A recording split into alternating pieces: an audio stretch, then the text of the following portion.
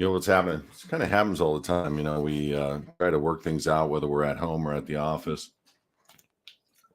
Carmel and I both jumped on and we couldn't hear each other. If you guys can do me a favor, just hit me up in the comments section right now and let me know that you're able to hear me so that we're live, because I'm not seeing that mic feed go up and down, but I know this mic is on and working right now. So let's get Carmel added.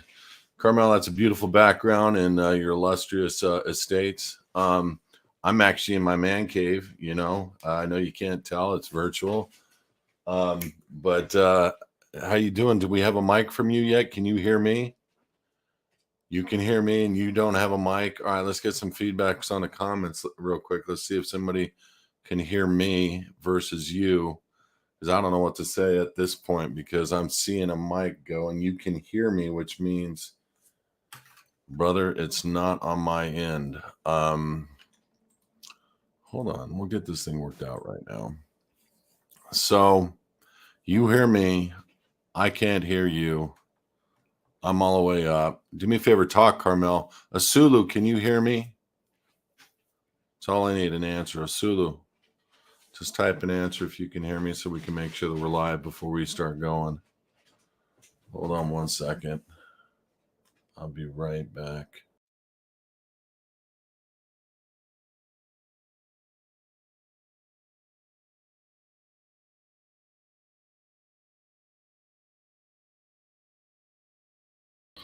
All right, so I'm just going to go live like my buddy Carmel's figuring it out. You can hear me, Kai. You're up. Good. Thank you, brother. But you couldn't hear Carmel, and Carmel couldn't hear me. So we kind of have this issue yesterday, but I'm going to wait for my brother to get back so that we can make sure we're doing this right. This show is going to be a good show. We're talking about something that's kind of a sensitive topic on the element of the kids that are missing in this nation. We're trying to figure out where they're at. And I mean, you look at these numbers, it's kind of astronomical as to the numbers. And so for me, it's like, what do you do with numbers that are in the 400,000 to 500,000 a year range? And kind of how manipulative the way that they report. And I mean that, like, I'm not going to mention any specific pandemic or anything, but when you looked at some of the reported stuff, it included things that had absolutely nothing to do with COVID alone. And then you looked at the influenza numbers that were being reported, and they were actually removed, and they were using the influenza numbers to report higher to bring around a larger, a more uppity pandemic. And then you find out that, they're being paid on this stuff. Like they got these things like, and it wasn't necessarily on the vaccine directly, but derivatives of the vaccine, like the stuff pertaining to, hey, what's up, Karma? Can you hear me? Now? Yeah, I can, brother. You're live. Interesting. Dude, at least we don't have a failed show, because it's not a show without you, Carmel. Indeed. Likewise, bro. Likewise. So welcome. Hey, first, can we just have like a bro conversation real quick that has nothing to do with man cave stuff? Mm-hmm. So I was about to go live last night, and this is paid incentives, yeah. But it's not just incentives; it was paid. That patents on the RMNA or RNA or whatever. Kitty, stop! I got this cat that is into everything.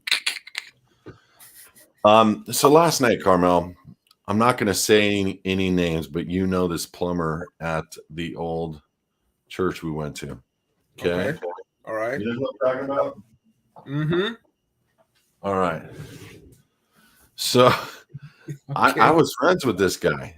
I was friends with this guy, and I'm one of those guys that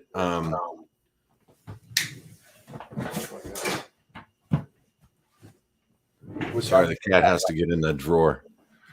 So I'm one of those guys that I love my kids, man. Just like you, Carmel, watched you with your kids, and you got one that's that's on here right now that's following your tracks, and he loves you and he respects you. And because of divorce, we have gone through a lot, but I'm looking at a text last night, and I've never heard this from another parent before. And it says, "You are a horrible father," from that dude. No. And I just went, wow, coming from somebody who's never spent a day in my household, that's pretty arrogant. And he says, that might be arrogant, blah, blah, blah, blah. And I'm like, what happened? And he said, well, I was trying to do something. My kid was coming out of the dark hole. And I'm like, oh, your kid went into a dark hole. But he's coming out of the dark hole, and your kids influenced him. And I'm like, and so this is full disclosure right now, because there's a couple guys talking, and I just want to man up. And when you go through divorce, the only reason why I went through it out of straight up infidelity, the only reason why I went through it is because for 20 years there was never a finished agreement. Number one. Number two, I was completely emasculated as a man in my own house.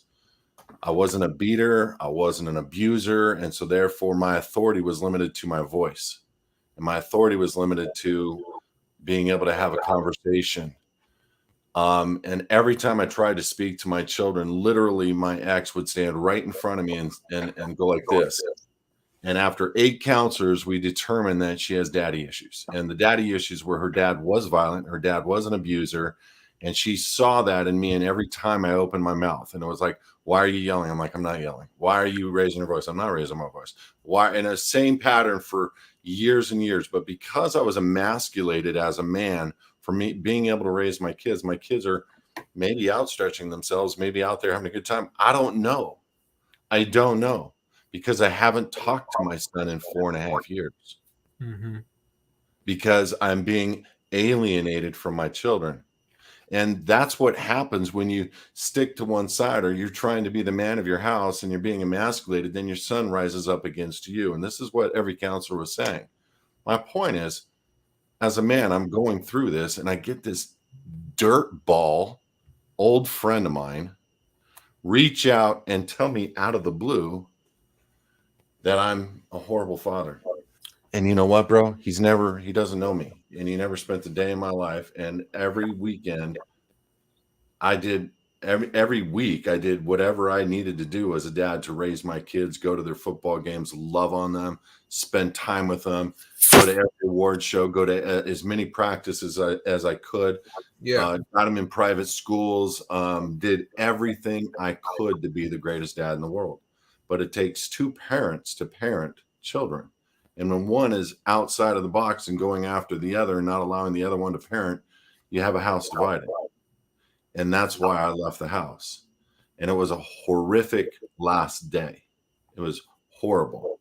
I'm sure. And my point being is, now I'm getting this is saying my kids misdirected this kid. And then so I make some phone calls last night, Carmel.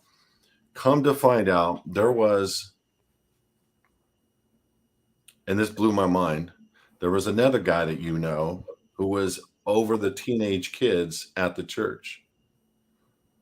Okay. And not the cool assistant pastor, but just a leader in the youth department. Okay. According to kids, that guy's kid was molested by that youth pastor and many others, and that's why they asked him to leave. And so my heart was, I'm like, dude, I could lay up this guy right now with not protecting his kids. I could roast him. I could hurt him. And everything in that was raunchy and nasty in my life came out last night. I could barely contain myself on when I was live on the show. It literally hit me 10 minutes before the show, and I couldn't contain myself. And I was like, you call me a bad dad? And I just went off in my head, and I wanted to light this dude up. And you know what he said when I responded to him? He said one word: pride. And that seems to be the go-to for every single Christian out there when they're trying to hang somebody out to dry is they go, oh, that's pride. And I'm like, what's pride? I'm very prideful of how I was as a dad. I'm very prideful of how I accomplished staying in there for 23 years when we never finished an agreement after 8 counselors. I'm very proud of that. I'm very proud of how I completely took care of that family. I'm very proud of that. I'm very proud of how much I love my kids. And so, dude, I've been struggling all day today because I want to light this dude up. So let me ask you. So I don't want to light him up. This text came out of Can't hear you. this text came. How did this text come? Like what prompted it? I can't hear. Say that again. What prompted the text? Oh man, I honestly, it was out of the blue. I don't even have him in my phone anymore. It's been 4 or 5 years since I got a text from him. Are you asking me what did my kids do? I don't know.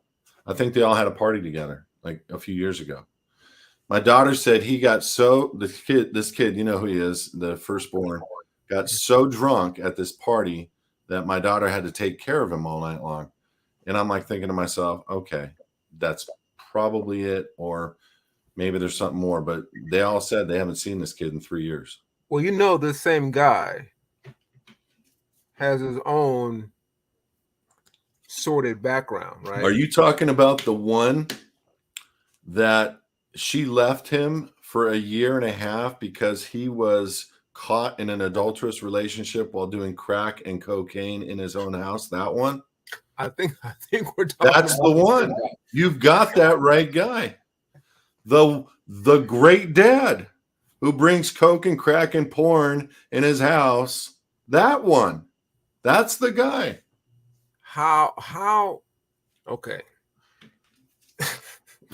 That's what I'm trying to say, brother. I mean, we all go through it, you know, we all go through it and we all struggle and we all are going to get to another side. And you know what? My son's going to come back around. My daughter, I never heard her cuss. And to be honest with you, she's always kept that from me because she's concerned. And now my kids are tatted up and I'm like, no, don't get tats. And, you know, I'm like, stay away from it. And so I have an issue with how I'm not saying I'm not proud of them because I'm very proud of them. I'm proud of who they are, where they're at in college, 3rd year, going to university now. And my son, I'm super proud of him, watching him from afar because I can't talk to him because I'm alienated from him.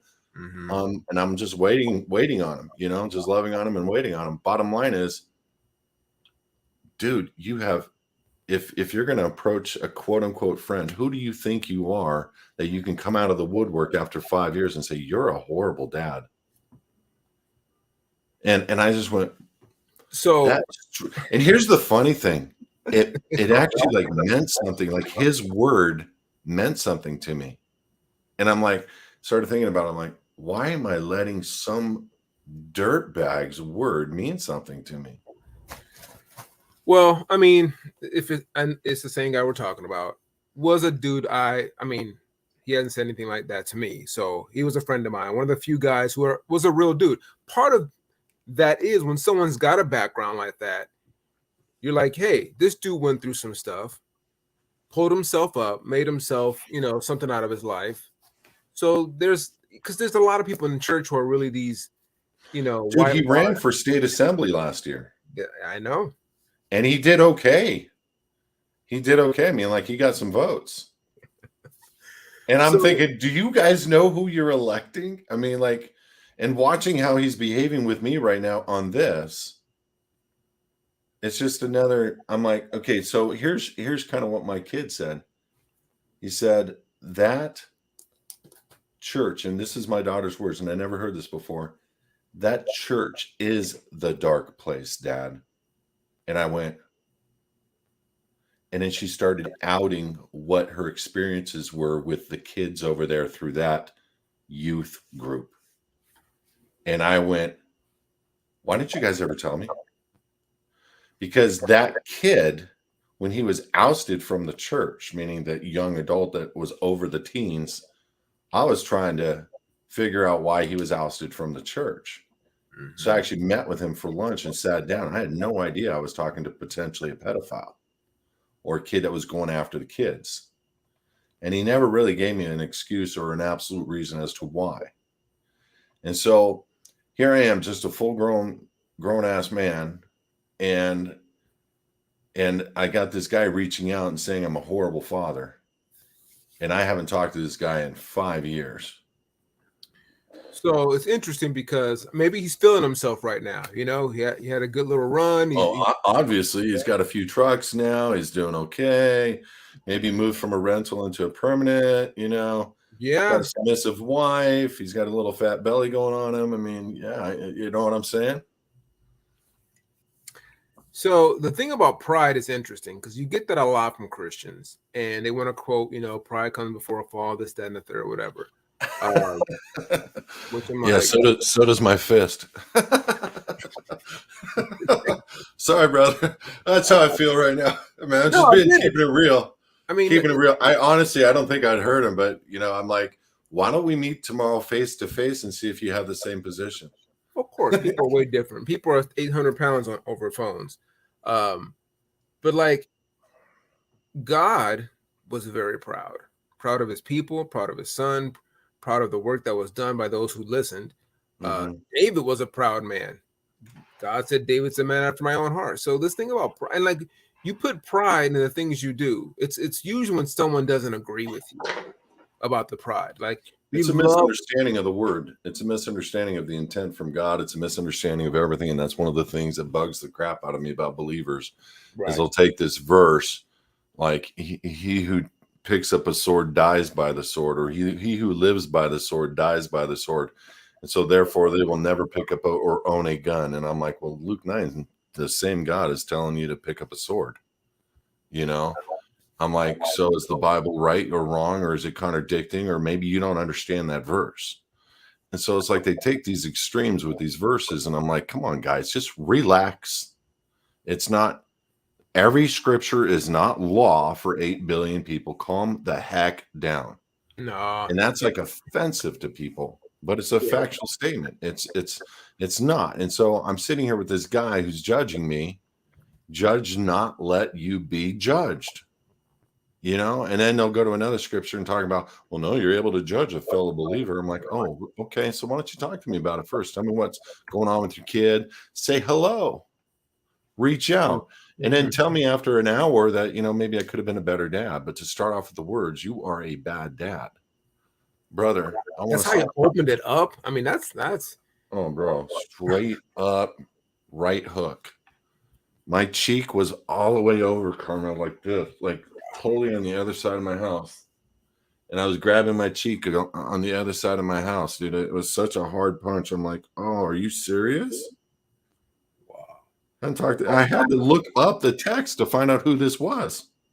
Because, you know, you can delete the contact and it just shows you the number. Yeah. And then that's the funny thing. You always went down these crazy wild goose chases anyway. I'm like, crazy wild goose chases. You talking about looking into research? You vaxxed fool. Is that what you're talking about? What does that have to do with anything? I don't know. What does that have to do with anything? He's looking. Well, so look, if he's having an issue with his kids and he's scrambling. Hey, by the way, can I apologize?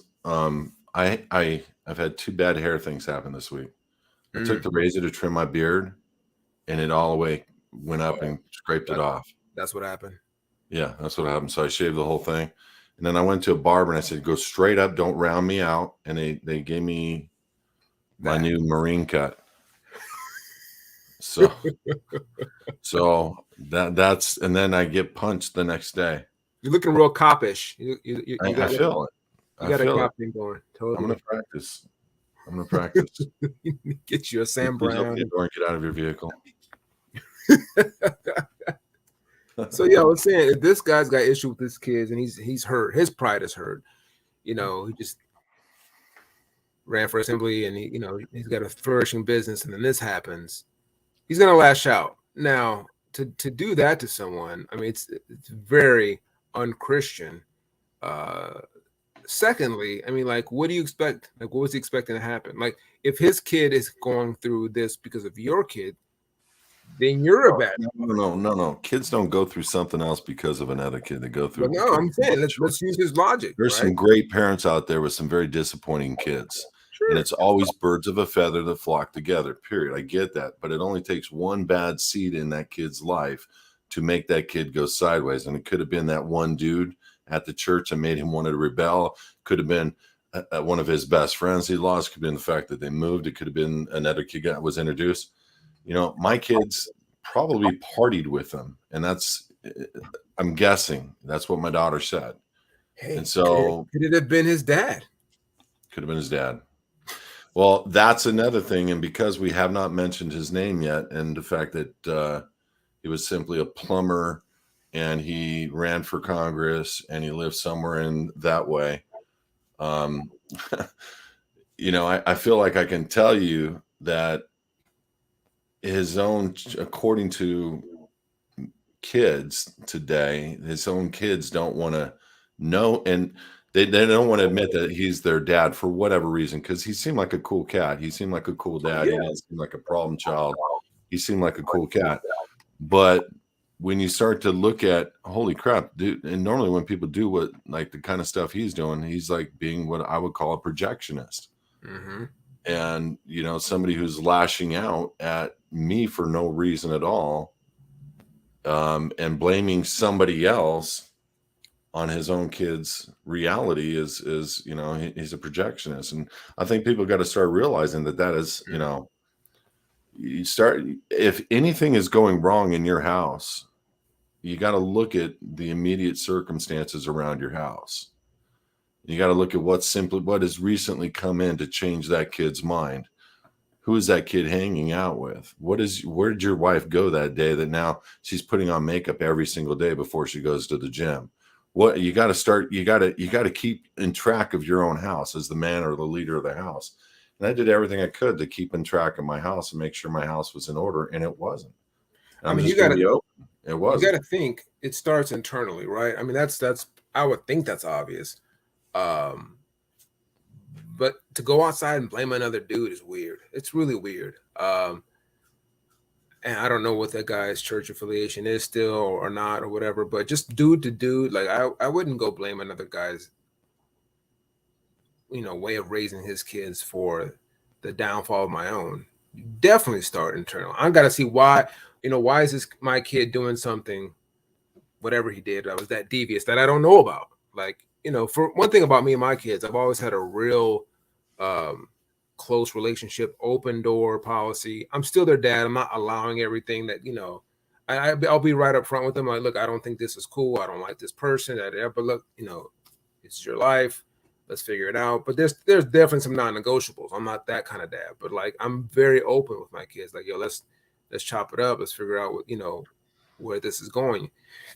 If they're at a place where you get home and I gotta call up another dad and do that, that's definitely on me. Because you're going outside to figure out what's wrong with your kid. It's ridiculous. That's a great point. That's a great point. So Carmel, let's talk about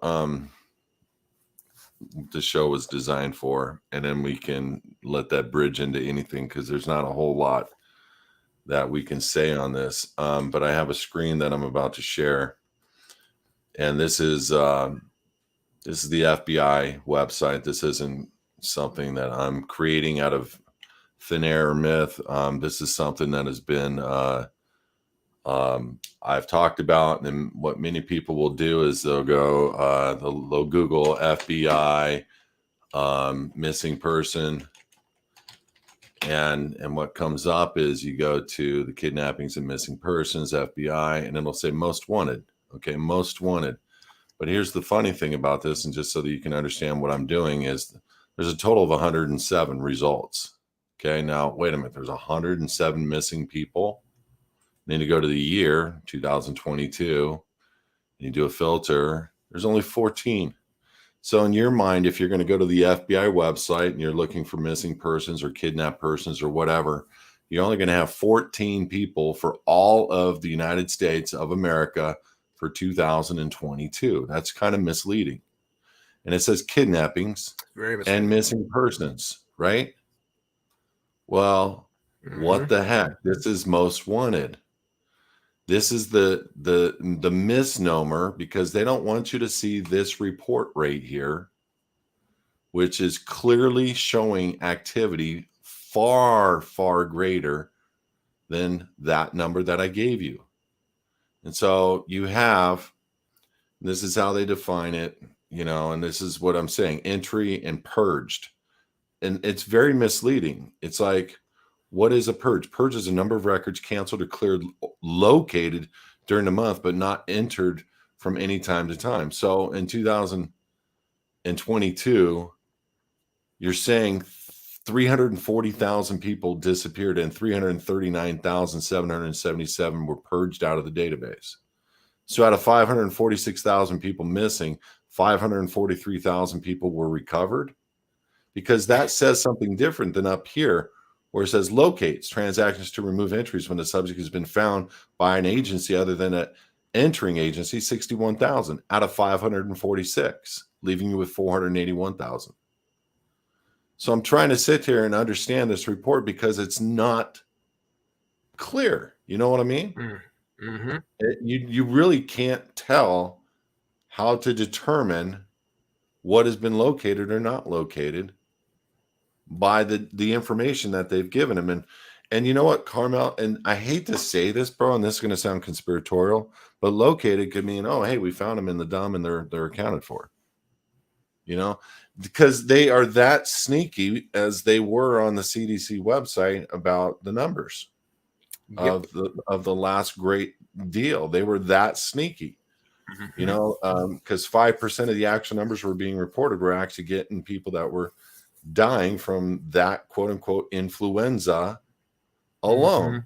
And those influenza numbers are actual numbers that were taken from the influenza reports. And I actually created videos on all this stuff. So if you have the CDC cooking this stuff up and you have the WHO cooking this stuff up, you're definitely going to have the FBI cook this stuff up, especially when they're going after Donald Trump for what he did, when they have the laptop and the information from Jeffrey Epstein, and they were able to get into the prison and kill Jeffrey Epstein.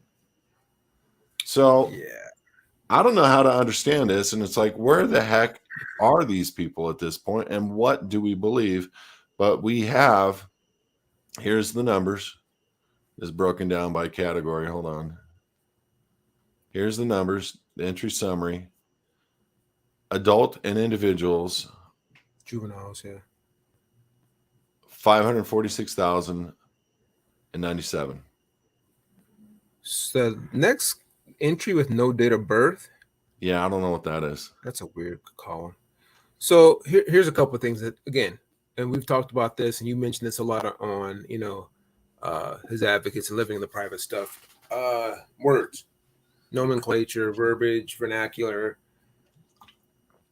The term kidnapping has always been a weird term. What's a kid by definition? It's a goat. It's a baby goat. Oh, right. An owner from what? Say again? A kid is a product of a goat, and a goat is known as what? A beast. Livestock, right. It's a beast. Right. So when we see the word persons, we also know persons is a noun. It's an object. Okay, so this is a great trail to take the conversation down, because a lot of people are going to be excited about this dialogue, because they don't know what they don't know out there. And a lot of people would say that this is conspiratorial, but it's all word definitions in the law. It's all law. And I'm glad you're bringing it up, because this report is very vague, very unclear. And I've looked at it for over 2 hours already, and I can't make heads or tails of it. So I'm not going to try to explain it to everybody. There's two different places where it talks about recovered or purged. One is purged, and that could mean killed. I mean, if you look at the definition of what purged is, it could mean killed. And the other one is recovered. I mean, you know what I'm saying, Carmel? It's like they use words in wordplay, and we don't necessarily know what they mean. It's like when you walk into a court and they say, "Are you this person? Do you understand this charge instrument that has been presented to you?" There's three key words in there. Understand, Webster's 1913, you stand under the jurisdiction and accept the surety bond. That's Webster's. Charge instrument, indictment, charge instrument. You've been billed, okay? And they're trying to make money, and they're putting up a bond against that, including a replevin bond. Do you understand the charge instrument that's been presented to you? Presented, whole nother thought process. And the point I'm trying to say is, the second you say yes, you've entered into their jurisdiction, because the presentment is the acceptance and the standing under of the jurisdiction of this court. And people do not understand that they don't need to stand under a jurisdiction of any court. But these judges who have placed themselves in these positions of high authority over man, who should be neutral, non-biased, listening to both sides, actually work for the same state that you've been charged from. And it's not neutral, it's not non-biased, it's not third party, it's a violation of judicial canons all the way across the board, which goes all the way down to the bar venue and what the bar venue is. So I want to discuss the bar venue, because the bar, people will say it stands for British Accredited Registry, and I will agree with that. What people don't know, and one quick story, I'm standing in court trying to help somebody, and they say to me, I'm watching the court, and the court says to the district attorney, I'm sorry, but or the district attorney says to the judge, Your Honor, this is a private bar venue. And I listen to those words, I'm like, holy crap. And the judge says, not today. And it's because we invoked the bond of the judge, and we did not accept the jurisdiction of the court. We invoked the bond of the judge, and we counterclaimed. And the bottom line was, the case was dismissed at that moment from the judge. And so I've seen some things that, in walking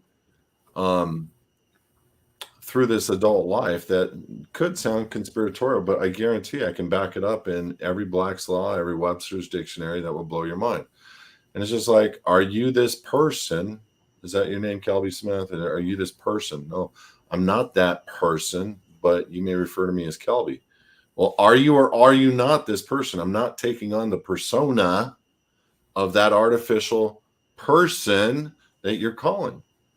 And the bottom line is, that's not BS, because when you go look up the word identity and persona in Black's Law, it flat out will tell you that what I just said is, that name on that doc is different than me as a living man. And so when they can bring a charge instrument, they can only bring it to a like entity, which is another corporation, which is what the U.S. citizen is. Under Uniform Commercial Code 9, the registered organization is the birth certificate, and that is the U.S. citizen. And people don't get all this stuff. And so these words that were being played with, it's like on this FBI website, I wonder what all those words mean in their minds, and how do we bring accountability, So if we use the words, because that's the thing people don't understand, is when you go to school, you're taught this nomenclature vernacular to be used in this way. But when you get out in the real world and you're dealing with fiduciary entities, you're dealing with government entities, you're dealing with legal entities, they're using the same words but in a totally different way. And that's where we get caught up. For example, if you go and file a missing persons report, where are you doing that at? You're going to a police station, right? Has anyone looked at the documents? So now you're saying the thing I'm looking for is a person.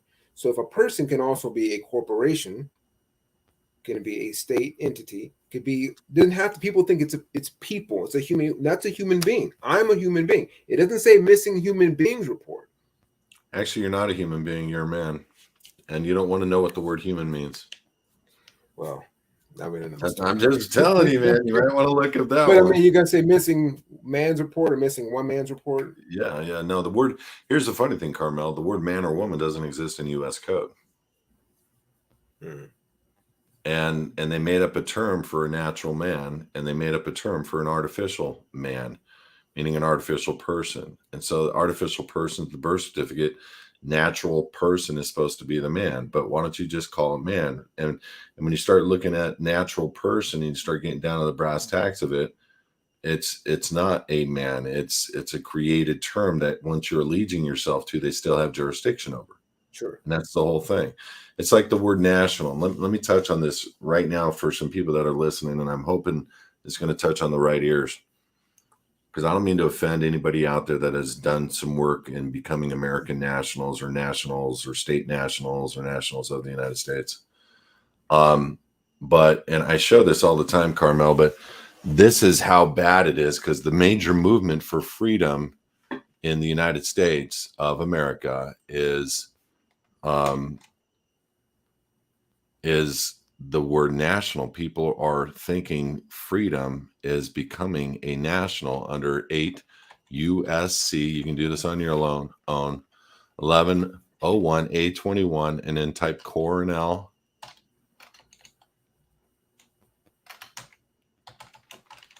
And Cornell law, and then you can come to a definition, and I'm going to pull it up for you guys right now, so you don't need to worry about it. Here we go. Select window. Allow. Here we go. So you look up 8 USC 1101 A21, go down to 21, and it gives you the definition for the word national. Now, everybody thinks that this is synonymous with being a state citizen under U.S. code. Okay. The term national means a person owing permanent allegiance to a state. Okay.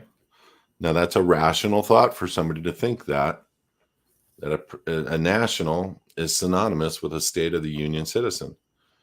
And so I would agree with that. And so when I first started thinking freedom, I was thinking the state of the union citizen was lodged into 8 USC 1101 A21. And then I started understanding law better. And then one day I started looking all of this stuff up, and I started going down the rabbit trail, and I went down first off, I'm not a person.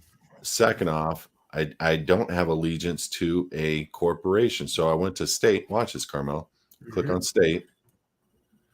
The term state includes, it should say only, the District of Columbia, Puerto Rico, Guam, Virgin Islands of the United States, and the Commonwealth of the Northern Mariana Islands.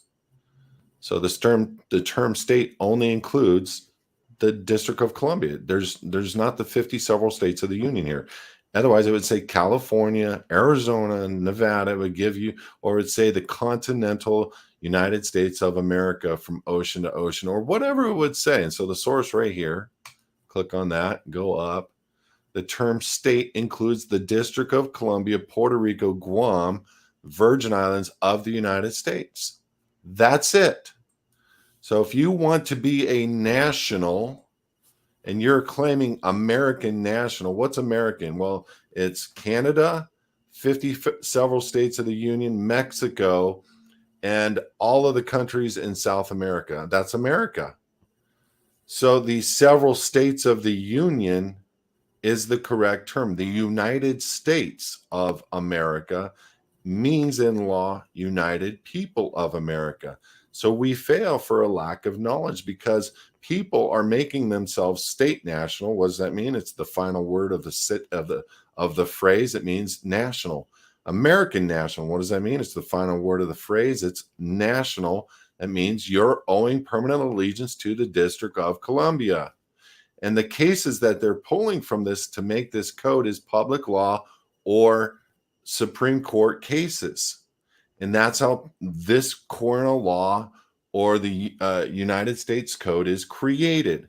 And so they are saying to you that the term national only includes people that owe permanent allegiance to the District of Columbia.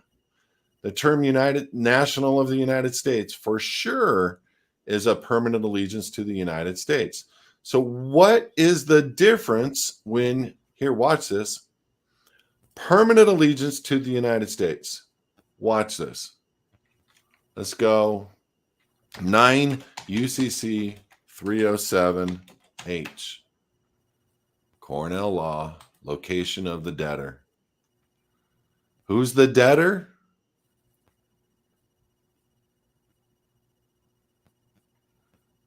Who's the debtor? Why is the location of the debtor? What is the debtor about? Well, the debtor is the United States. And where's the United States located, Carmel? The District of Columbia. Wait a minute. I thought the United States was 50 several states of the Union. No. The location of the United States, the corporation, is the District of Columbia. So when you're looking at this right here, national of the United States, it's a person with allegiance to the District of Columbia. When you're looking at this, the term national is a person with permanent allegiance to the District of Columbia. This is why it's insane to me to have people making themselves nationals, American nationals, nationals of the United States. It's insane. And there is no doubt about it. And then they want to say, because there's people out there with really prominent names that are saying, well, national existed long before state of the Union citizen existed. I don't care. I don't care. I read those documents and of what they put together to make allegiance, like all of their affidavits of all these gurus out there, state nationals, American nationals, and I read them with the knowledge behind the words and the word play. Okay. Mm-hmm. If there's anybody on this earth, Carmel, that knows words and word play, it's you and it's me. And when I read those documents, I'm like, let me ask you a question, because here's what they did. Famous people out there that call themselves high-level positions with that preceding their name are claiming American national status. And what they do is they create these affidavits of repudiation, affidavits of status, and they talk American national or state national all through the affidavit, giving their allegiance to national. And then down on the bottom, they quote state citizenship cases. And so I asked the lady when I was on the call with her the other day, I said, explain this to me. Why are you quoting a state citizenship case here when you're claiming to be an American national up here? And she said, you know what? I wanted to know that same thing myself. And I said, why wouldn't you just claim to be a citizen of the state in which you were born on? She said, oh, I don't know. And then I walked her through what I just showed you on Cornell law, and she was pissed because she took months to do this process. Mm-hmm. And as everybody should be pissed, but this is why they're handing out passports like candy with everybody that's going for American national status, but they're not. They're fighting us tooth and nail on passports when you're going after them as a state of the Union citizen. And HISadvocates is the only membership that is going after it as a state of the Union citizen. By the way, you can't find national in any Supreme Court rulings that would substantiate freedom like a state citizenship would. You can't even find it in Supreme Court rulings. The word state citizens is what the founders were. The word state does and is in the Declaration of Independence. The word national is not in the Declaration of Independence. Which one do you want to be? Do you want to be the one that was codified by the United States? Because that's important to understand that, because when you're making your allegiance to something they've codified, that belongs to them. That's saying, I agree that I'm a person owing permanent allegiance to a state known as the District of Columbia only. Mm-hmm. And that's what people are failing. They're failing for a lack of knowledge. So you dang well know they created this, the national and the national of the United States, to trick people. And then they go out and get people that say, oh, yeah, I hang out with President Trump. I do this, I do that. Hillary Clinton is in, she's had her head chopped off. She's in a brigade right now. They're interrogating her. It's over. We've won. This is what's going on here. Just fill out this passport application as a national, a state national. You're going to be okay, son. You're going to make it through this. I am super proud of you for taking this step of freedom, son. Dude. So I'm standing up for the people, and I'm trying to just tell the simple truths in law. And I get it. Why so many people are failing for a lack of knowledge is because they're being tricked on every side. And you read Black's Law, and dude, Black's Law is actually a great book to go through and try to wrap yourself around all the trickery. It starts to make a lot of sense if you are looking for it. That's the problem. I don't think people are looking for it. They just go with the flow. Here's like, some of my missing persons. they're just quoting the same thing, not understanding that tax code is often similar vernacular, meaning a lot different than what you're saying. And you just mentioned Black's Law, Cornell Law. When you walk into court, all these things, and when we say them to people, they look at us weird, like we're making up stuff. But then you show them like that, and you literally go through and click and click. There's things that as a kid I was thought was weird because, like you mentioned, wordplay. It's always been like when we say Pledge of Allegiance, right? Pledge allegiance to the flag, United States of America, and to the republic for which it stands. Is it a republic? What does that mean? I thought this was a democracy. To which it stands. What does that mean? Which it stands, right? But then, the one nation under God, but then indivisible. What does that mean? All these words, they're not just poems. I think people romanticize this whole living here, and you tell them this, this American dream is a corporation. It's cold, and people don't understand it. And they, you start bringing these terms and try to, show them that this layer of fraud and this layer of wordplay and trickery is deep, and it's not going to be overnight that people figure it out. But when you start looking at things like going back to this missing persons, 540,000 people went missing, and then now 500,000 are resolved or purged, or it's much. If the corporation was found, like you said, what if I just find their stuff, right? They're in a ditch. Or maybe it was purged from their database and put into another database as it being over, meaning we can't locate them, so we're purging it. It doesn't mean found. It doesn't mean found. But there's another section on their website that talks about recovered. Purged is different than recovered, but it's very misleading is the point. All of it's misleading. And you mentioned the pandemic stuff, and I look at every single word written and stuff like that.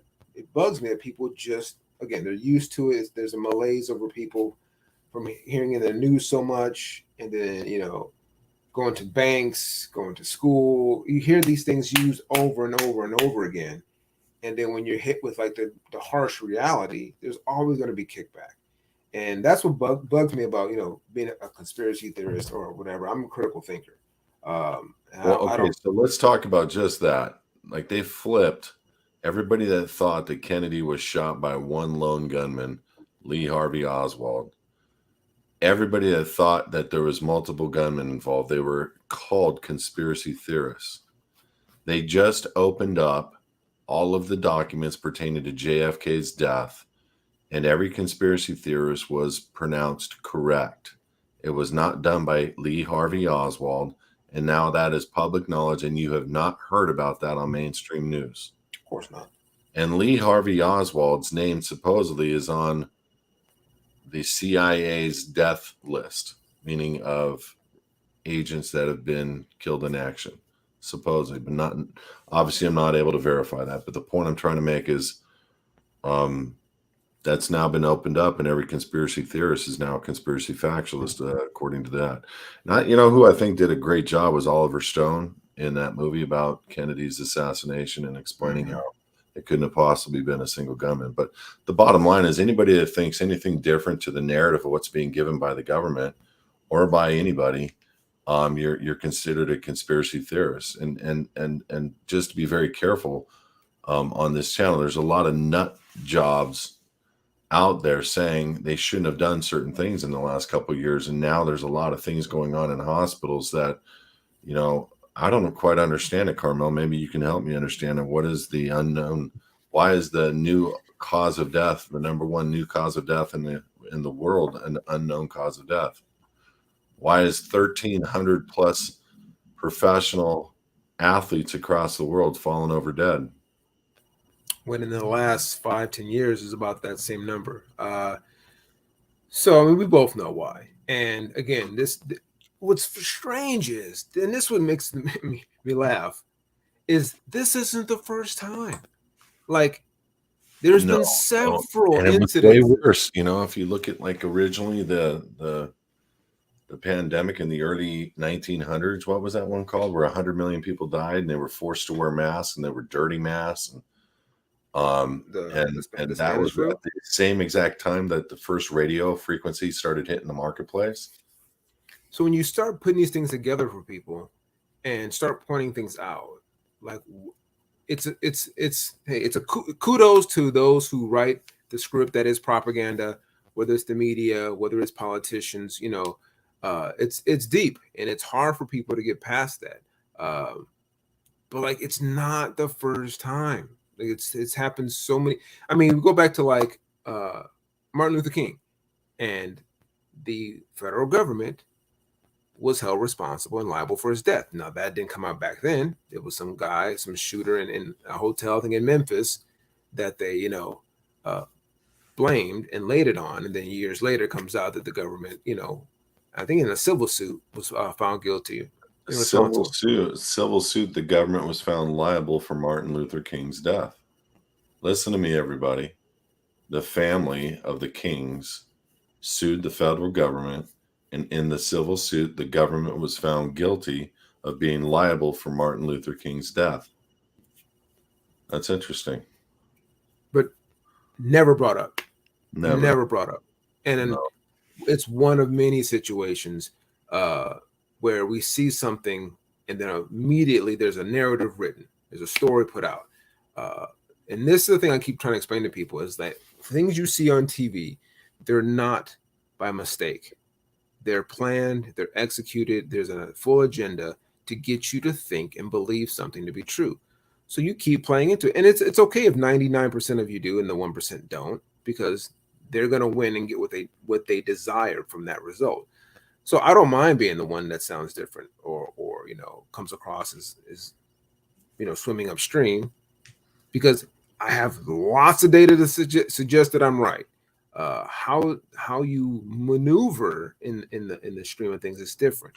But for example, getting on the missing persons, there's a new documentary I think on Hulu that just came out called Morgan Still Missing, or Still Missing Morgan, or something like that. Mm-hmm. And you watch the trailer and it's very, very emotional. Like they're at a baseball game. It's just a regular Saturday morning.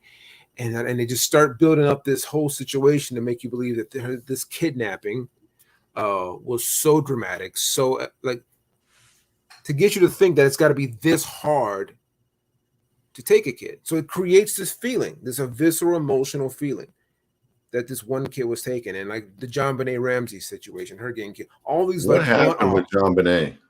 I don't know. I watched a few documentaries on her, but my point about this is if I make one kid the poster child or the story or the narrative, it doesn't make you think about the other 500,000 people that are gone. Because you think it's that hard to steal someone. Everyone's trying to figure it out. But if these people are just being just snatched left and right, never heard of again, there will be 500,000 stories out there. Why isn't it? Because I can't let you think that this is happening that way. I'm gonna give you one story to think about. Here's the thing: this one kid, and you're looking at all these. There's kids who walk into a Walmart and don't walk out all the time. So that's a big conspiracy, and I want to address that. I'm going to tell you something that I go face up on conspiracies, and if I can't verify and validate it, I'll just tell people here, consider this, but I can't verify it. But when the Walmart in Pico Rivera shut down in LA, my mom and I, you're going to laugh, Carmel, and her white Prius, we rolled up hot to that Walmart. You went to the Walmart Pico Rivera? You went to the Walmart because one of my buddies was telling me about what's going on. My buddy at the tire barn in La Habra, go get your tires. I don't get a riff. He's just the best price and quick. Tire barn, La Habra, best price and quick. But he is one conspiracy factualist that you want to hear from.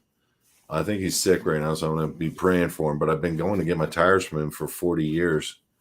That dates me a little bit. When he gets help, we need to have him on the show. So check it out. We go to Tire Barn, and I always get my juice from this guy sometimes, and this, that, and the other. I haven't seen him in over a year. But this guy, he's telling me about, what's going on with the Walmarts, what's going on. He said Walmart is above a Northrop Grumman bunker railway system. And I said, Walmart is above a underground railroad? And he said, yes. And I said, okay. So to me, that was not far reaching, because I've already been investigating DUMBs. I'm already down on all that road, and I've validated all that stuff with the countless videos of truck drivers going underground in tunnels and videoing it and all that stuff. Not like you can drive up and say, "Can I come through the tunnel?" But I've done enough research. But the point is I go to the Pico Rivera Walmart. It's basically fenced off, and there's security in the front and back. So I go into the Lowe's, I think, next door. It's either Home Depot or Lowe's. And I go walking around with my mom, and I started talking to people. Can you tell me about the Walmart shutdown next door? They're like, the first two people knew nothing or wanted nothing to do with it. Whatever. The third guy says, do you want the official story? Do you want what I think? And I said, I want to know what you think. He said, well, all the retired Northrop Grumman guys come shop here. And they tell us that there is a underground railway system right there. That's where Northrop Grumman was.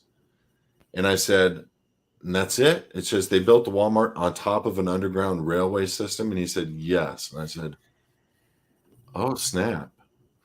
So the question is I wonder how many Pico Rivera police departments, I wonder how many claims of lost kids they have. Because here was the irony of all that story. A bunch of Walmarts shut down, and Fox News reported plumbing issues. That was the official report. Millions a month, millions and millions and millions and millions a month to make a Walmart work, and profit. And a plumbing issue, I could replumb, and I'm not a plumber, but I could replumb an entire Walmart, because Lowe's is right next door, myself inside of 2 weeks. Yeah. You know what I mean? I'd go get the team, go get the guys, whatever. 2 weeks, we'd be done, we'd be gone, they'd be replumbed. Sure, you got guys in Pico Rivera probably could do it in a week. I mean, so right. It was my point is, we shut down for over a year, Carmel. And then when you find out that it's built on top of Northrop Grumman, now here's the over-the-top conspiracy ad. So I go on GPS, and you guys can do this yourself, Google Earth, and I looked at that Walmart, and the entire Walmart is covered with solar. And I started thinking to myself, holy crud, why would you need solar on a Walmart? And I started looking at other Walmarts, and none of them had solar. And then I started looking at the Walmarts that were shut down. Those had solar too. Now I want you to think for a sec, why do the Walmarts that they shut down have solar on them, and the Walmarts that they didn't shut down not? And then let's ask ourselves this question. What is everybody talking about? Klaus Schwab. What is Klaus Schwab of the World Economic Forum, the chairman, the homosexual?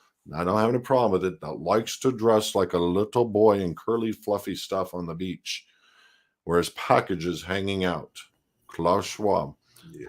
What is that? What is that guy saying over and over? He's saying that we're going to have a shutdown of cyber that's going to close everything down. What a better place. 90%, 95% of all people shop at Walmart. So what's going to happen in those locations when the shutdown takes place and they need the lighting from the solar? Let's think about that. Interesting. Right. And that's a total conspiracy. I can't prove a thing of what I just said other than go look, you'll find solar. Go look yourself and talk about that with the Lowe's, and you'll find the same things I did. And that's it. That's my story. I'm sticking to it. Firsthand account. And that's me. That's not hearsay. That's me.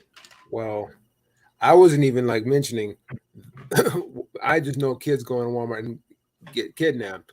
Kids, walk into a Well, bathroom I'm or stall. talking about the That's big that's picture. that's a whole nother.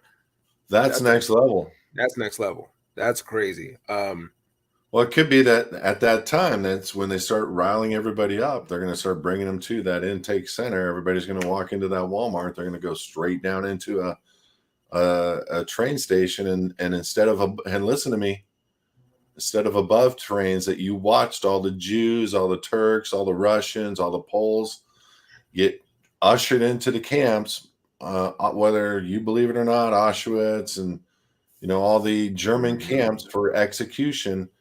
That is who we hired. Operation Paperclip. Go look this up. We hired the Nazi regime, the Nazi SS officers, 1,500 of them. Out of that formed the CIA.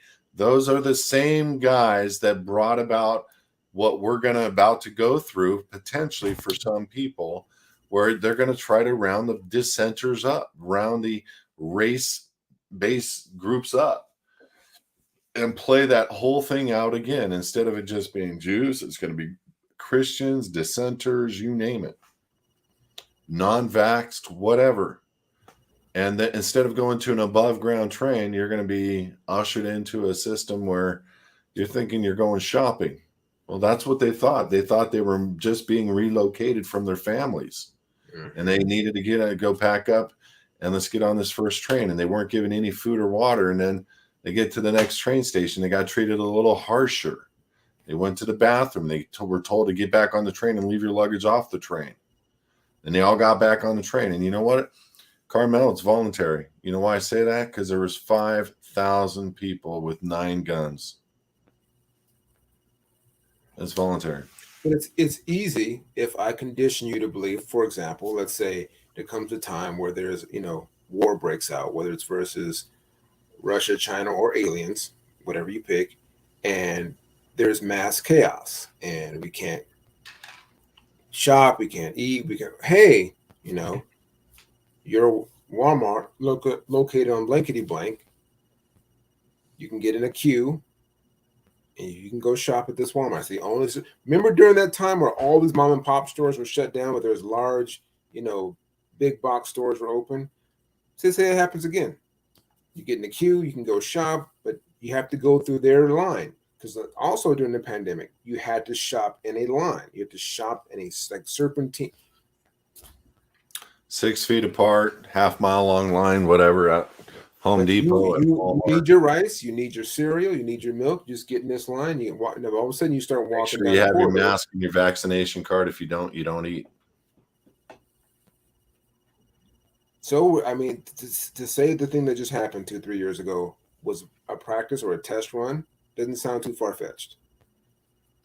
Well, brother, if we're talking about this right now, the bottom line is it would be completely far-fetched if we didn't go through what we just went through. And exactly. And that's I'm in 100% agreement with your statement there. I'm shocked about what we went through as a nation, and I'm shocked about where we're at as a nation with the current administration flushing this nation down the toilet as fast as they can. Trying to make every deal to sell off everything to everywhere, and I think they're all in cahoots. And so, we know that. And the thing is, it's happening so fast. People are spinning. There's stuff happening daily with banks, daily with politicians, daily with legislation. There's so much stuff happening. People can't keep up with it. And that's part of the trickery is to make things happen so fast, push things through so quick that people don't have a chance to adapt or adjust. Because at the end of the day, I'm like, okay, whether it's inflation or recession or whatever, if it's a bull market, bear markets, people don't know how to read stocks or commodities. They have no idea what's going on with our currency, the flip, these banks that are being sucked up. People don't know what it even means to them.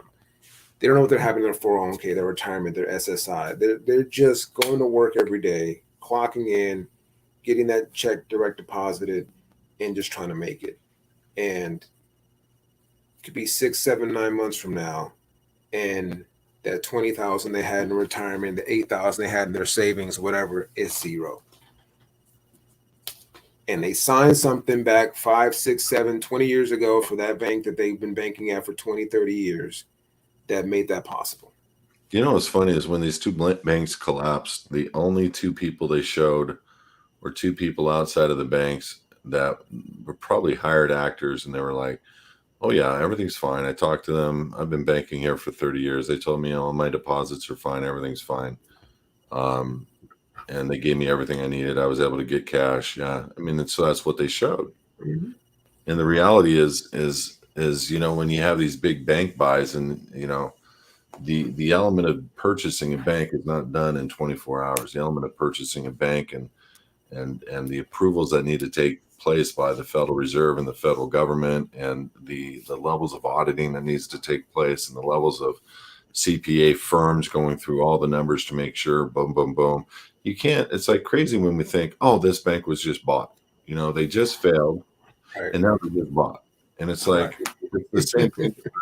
9/11, when 9/11 took place, and the day before, they announced 2.3 trillion missing funds. 2.3 trillion missing funds. Now it's over 30 trillion because it's annually, and they keep doing it every year.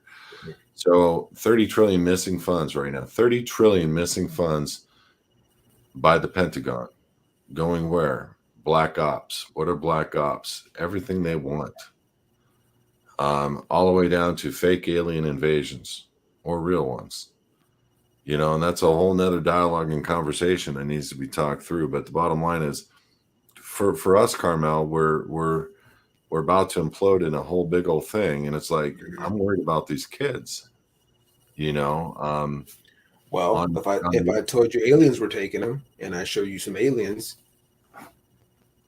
you're gonna believe it's aliens. Okay, so that's a funny one, and not so funny in that when you look at remember that deck of cards, the Illuminati deck of cards. Have you ever seen that? Mm-mm. Well, on the Illuminati deck of cards is the Twin Towers crashing. Okay. And that deck of cards came out before the Twin Towers crashed. On the Illuminati deck of cards, they show an alien invasion. And there's many things. Yeah. There's many things on the Illuminati deck of cards that have already come true after the deck came out.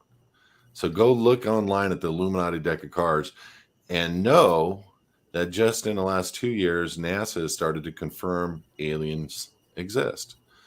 But I have friends that say they don't exist, that they're manufactured. I have friends that say Roswell wasn't really aliens. It was the United States hoax to make people think. Because if you say there is aliens and there is no aliens, it makes everybody want to believe that there's aliens exist. If you say that there is aliens and then you come behind that in a general format, then people will have doubt. But the second the federal government took both positions, where they talked about it being going out on a few news channels, and then all of a sudden it's the guy holding up a weather balloon, and now every story since then has been released is that it was real, it was special aluminum, special this, that, and the other. I got a buddy that says all of that is manufactured, and he's written a series of books on that. I'll share with you, Carmel. But in the Bible, aliens exist, and all you have to do is look at the throne room and the description of all these different creatures. That's alien, but those look nothing or sound nothing like the ones we keep getting shown in movies, or these pictures of these aliens with these weird eyeballs. Like, it's like, and I say this all the time. Why are these creatures looking so odd? Why are they no sexual parts, no ability to go to the bathroom? Yeah, like, it's like, who, and like, no mouth, right? No eyelashes. This like these weird, like, oval looking onyx colored eyes. I'm like, what is, like, who to come up with this stuff and then suggest that this is real is just, it's asinine. But again, we keep seeing it in movies, going all the way back to E.T. This you keep seeing story, alien invasions. Well, it was Ronald Reagan that put it up in the public first in 1984, I think, where he was standing at the United Nations talking, and I think he said, wouldn't it be amazing if we were to be attacked by an outside influence? It would be 2 seconds, this world would come together. What he didn't say is come together under one world leader. And so you have a lot of different things, I think, that are probably going to hit simultaneously in this next year or two, outside of forced chips, forced things, food shortages, and I'm not saying this to be a conspiracy guy. This is what they're saying. This is what the most powerful guys in the world are saying. Get prepared for, Mm-hmm. and so it's that, and that's a whole nother dialogue of why they do that, why they make full disclosure like that. And it's like I'm sitting there thinking to myself, okay, so they're making full disclosure. That means they're going to make every attempt in the world to make that go. And it may not hit the way that they want. It's not going to hit worldwide. It's going to be pocketed, certain regions, certain places, but it's going to hit. Sure. And there's going to be food shortage. We know for a fact that the federal government just came out with a bill to make fake food at the FDA today, or like last week. Fake meat. Now listen to me, guys, for just a sec. The last few years, cows have been dying like crazy. Food processing plants, chicken farms, all dying like crazy. Personal friends of mine paid by the federal government to burn their crops. 150% of the value of the crop. Personal friends of mine. We are going to have a food shortage.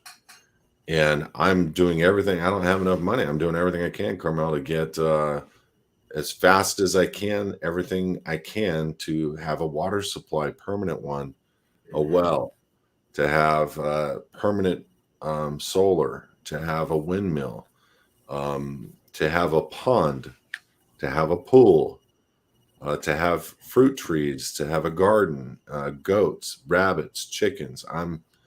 I can't believe I'm going to be Farmer Smith. Hey, look, that's what's going to have to happen in this next, this next age of this world we're going to see. I mean, it's going to be so easy, and I keep saying this for people, because I've had so many people, I'm not going to switch to crypto, and I'm not going to do this. I'm not going to. If I tell you you're not going to be able to shop without this food coin, you're going to switch to the food coin. If I tell you, hey, and I say, hey, you need gas? Okay, well, gas is $8. But if you turn your USD into gas coin, and we give you 200% value, so now your $1 becomes $2. Oh, you'll use the gas coin. You're gonna see that left and right, shifting things so easily. Or the chip. If I say, hey, you got 10,000 in the bank, get the chip, I'll make it 20,000. Who's not doing that? Who's not doing that? And again, it goes back to that whole, I always bring up Esau and Jacob. People are going to switch. They're going to give up their birthright for that bowl of gruel. It's just human nature. Unless you really, it's the lowest of human nature. You look in the sense higher. You think higher. What's really on the other side of that? What are you gaining from that? What am I losing from that? People don't take the time to think about those things. And that's why we have this dialogue, is to get people to think. What are they trying to condition you to be okay with?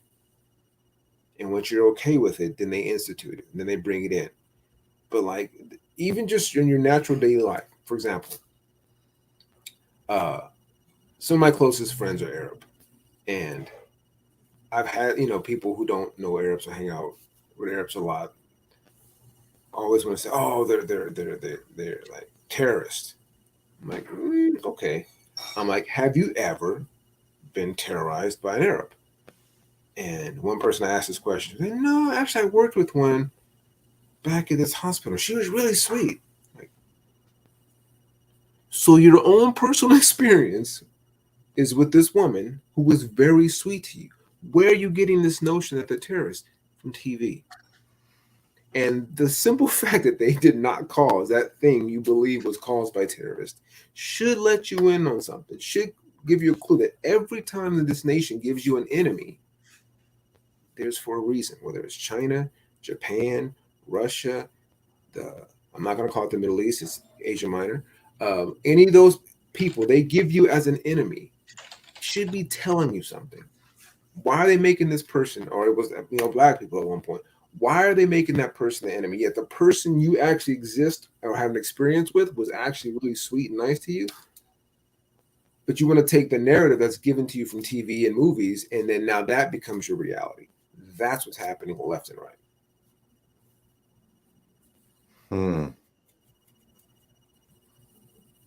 So what do we do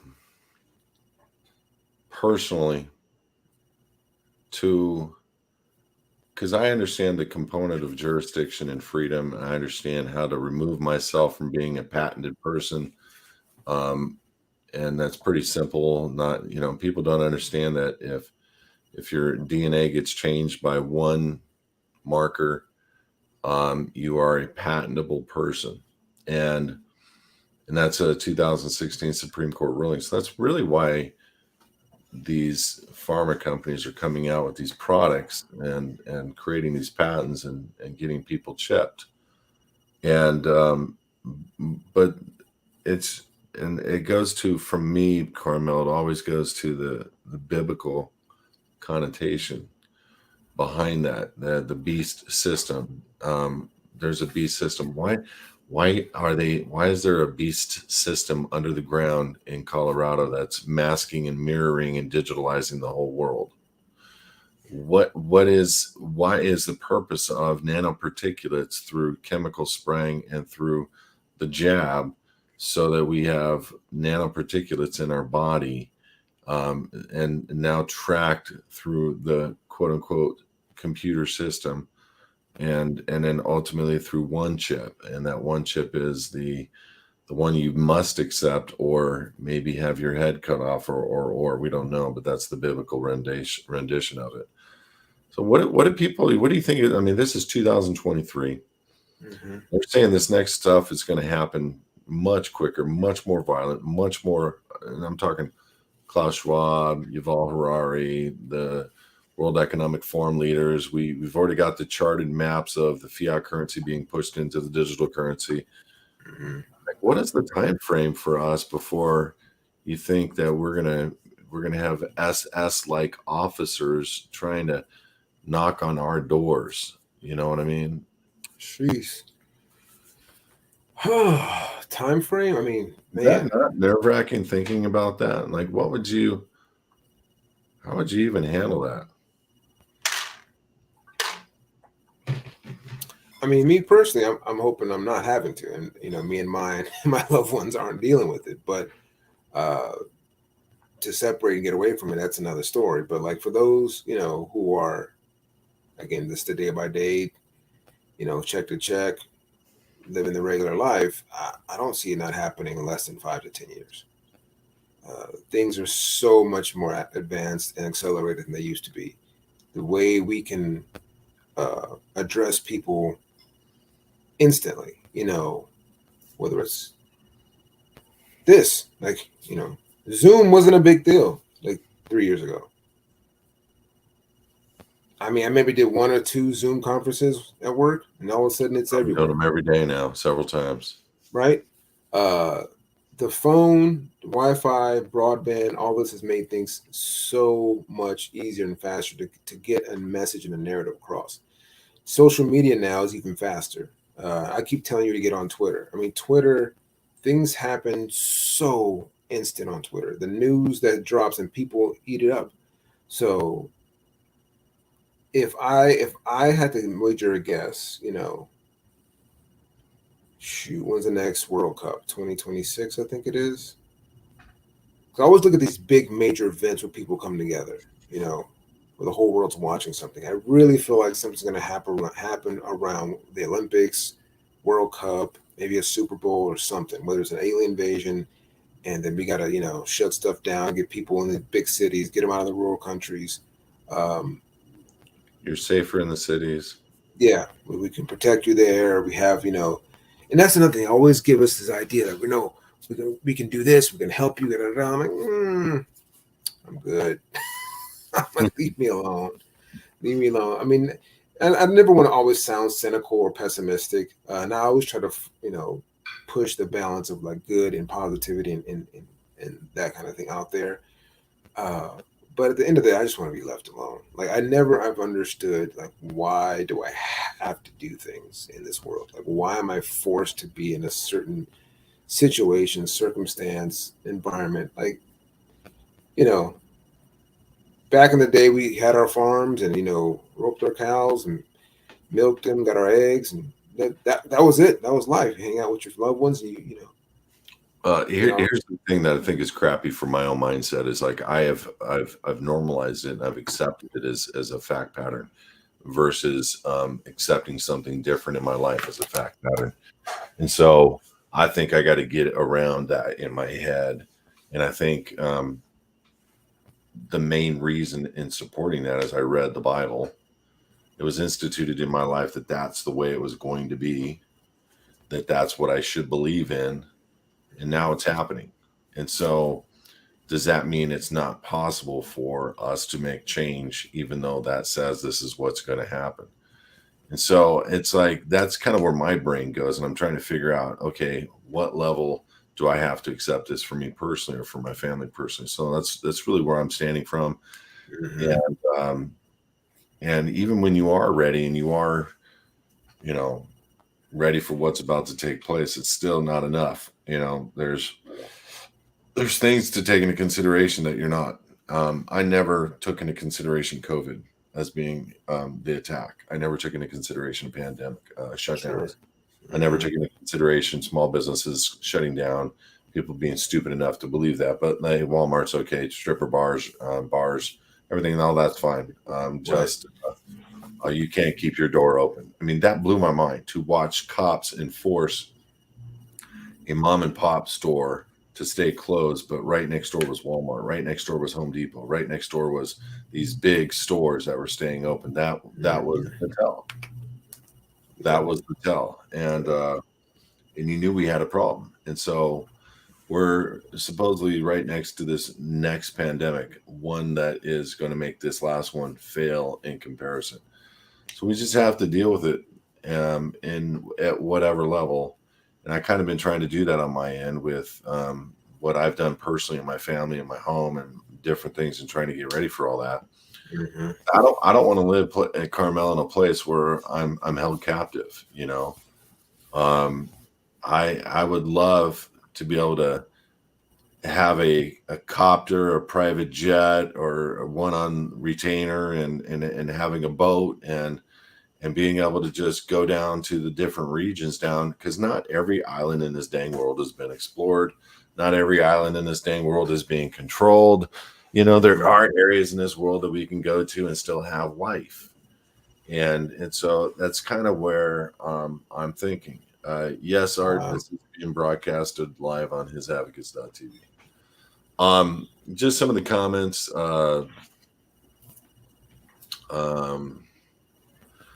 I hope it's not. I hope it doesn't get to the point where a bunch of Nazis come and drag. There's people here that say they personally talked to Greys. There's guys that have pictures of Greys. It's been alleged, guys, that the Greys are the man-made ones, and whatever that means. So I'll do with that what you will. But there's, and that comes out of that emergency room doctor, the disclosureproject.org, whatever that guy's name is. Oh, yeah. We talked about it last time. Yeah. I forget his name, but he's the one that said that. And he's the one that also said there's good aliens and then there's bad ones. And he himself has talked about the reptilians. And one of the things I found interesting is he's able to call them. Like he'll go and he'll start doing the meditation stuff, whatever, and then boom, they'll show up. And it's interesting to me how connected this guy is, but he does look like one of the reptilians with a face. Well, here's the thing, and I just had this revelation just doing some reading, because I know sometimes you think I don't read the Bible. I read it a lot, but if you read Genesis 15 verse 1, there is an I am that's mentioned in there. And if you look up that I am in the Hebrew, it's a word I've always been, when I hear people use it, I'm like, I don't know what those things are. It sounds strange to me. And now to have seen that word in Hebrew as an I am, because I am, we always known as to be, Yahweh. Again, Yahweh was a Jewish name they gave God, or the Tetragrammaton, the YH or YWVH, whatever. But this verse doesn't have that. The word it has there is Anunnaki. Now, I've heard Anunnaki for years, and I thought that was what the heck is that? Some weird, reptilians from Mesopotamia. Where is that? Strong's? Is that in Strong's? Yes. Genesis 15, verse 1. Look at the I am there. It's Okay. not I will. it's not an I am I've seen before. And it was just random. I happened to be looking at that because it's something completely tangential that I was looking up. But then it's like another revelation of something. Like, does that now mean that people have known about these things, or things they did exist? There are reptilians, where they have man, have beast. And the Bible has so many different like random stories that are just like, you the Nephilim and all that stuff. And again, when you're a kid, you're like, this is just like the fairy tales. But then as I've gotten older, and you realize Jesus taught in parables. Shouldn't the whole Bible be a parable? Shouldn't all this be like representative of something, but not necessarily the exact or the factual? But now, if there's words that are showing up about stuff we always thought was weird or kind of like, phantasmical, like, there's got to be something there. There's got to be something that says that. Yeah, and some people do have some weird reptilian features. There's some people who have very elongated skulls. What does that mean? Were they just pulled out with a forceps when they were born? Or do they have a cranium that suggests they may have some DNA that's a little different from some other people? I don't know. But on these kids that are disappeared, Carmel, the one thing that we didn't touch on was there's a treaty. I'm blanking on the treaty name, where supposedly we made a deal with the aliens that we would trade information with them for children. I remember this. Or for people, and it just kept getting more and more and more, and so their demand from us was a lot more. And there are people that say aliens live in the underground bunkers. There are people that say whatever. And so the point is, there's so much conspiracy going on about it. But here's the bottom line now: NASA is confirming that there's unidentified aircraft that they don't know who it is flying all over the world. And so are pilots, and so are every major level of military operations, colonels, generals, you name it, across the world. And now it's coming out. And so I find it interesting that, and I've said this now for a few years publicly, that, what they try to show us in advance, just for full disclosure purposes, one of the things the word of God says is men's hearts will fail. Well, I got to tell you, man, it would freak the heck out of people to see aliens dropping onto Earth and do that, Tom Cruise movie, War of the Worlds. Dude, geez. That would be amazing. I'd rather be one of those guys that got burnt and lit up immediately than try to have to live through that, I'm going to say, of all the alien movies I've ever seen, that scene in World War, those things, and the sound, it got me. In the theaters, I'm like, this is absolutely what I can experience. Yeah, I really just take me. I'm done. Whatever. Just get me over that. I'm like, wow. Yeah, that was impressive. Pick up. Yeah. Pick up. What always cracks me about these movies is these things are so far advanced, right? But we kill them with the most randomest, like Windex or something. It's just like, what? Like they get them to shut down. They get them sick. Water. Like what? Water. Yeah. If we get inside of them and get them to shut down, we can tickle them away. Swing away. Yeah. Swing away. Yeah. I'm like, come on now. Yeah. Anyway, so who knows what's going to happen in that regard? So listen, Carmel, in all seriousness, just to circle around to what we were talking about in the beginning, I don't know what to do with that clown. I feel like going to his house or just not letting it affect me and never talking to him again. Well, they say it's like, it's not things that happen to you, but how you react to them, right? You and I both know what you've done, what you've meant to your family. He doesn't. So, but you do know he showed his cards. Someone's coming at you like that, someone's been struck, something's happened. So the higher ground would be, pray for the guy, send some thoughts and some energies his way. And I wouldn't do anything more than that. I wouldn't respond to the guy. I wouldn't seek him out. I'd be like, hey, let him have his thoughts and opinions. Because if he can reach out to you like that in the negative connotation, he can do it in the positive as well. So if you let your energy go out towards him, say, yo, I hope he's doing better. I hope his kid gets better. And, he feels a certain way about what he said to you, he'll come back. He'll come back with some right words. But I'd let it go. Because that otherwise, you're not just going to show up and having a talk. Like buying a bat and yeah. Anyway, so that's the old guy. I mean, it's really difficult to hear somebody attack in that realm, but to have it come from him, like, dude, especially him. I know your past, bro. I watched your past. I lived your past. Listen to me, Carmel, very carefully. I loaned that dude's wife money when he was in rehab so that she could live, period.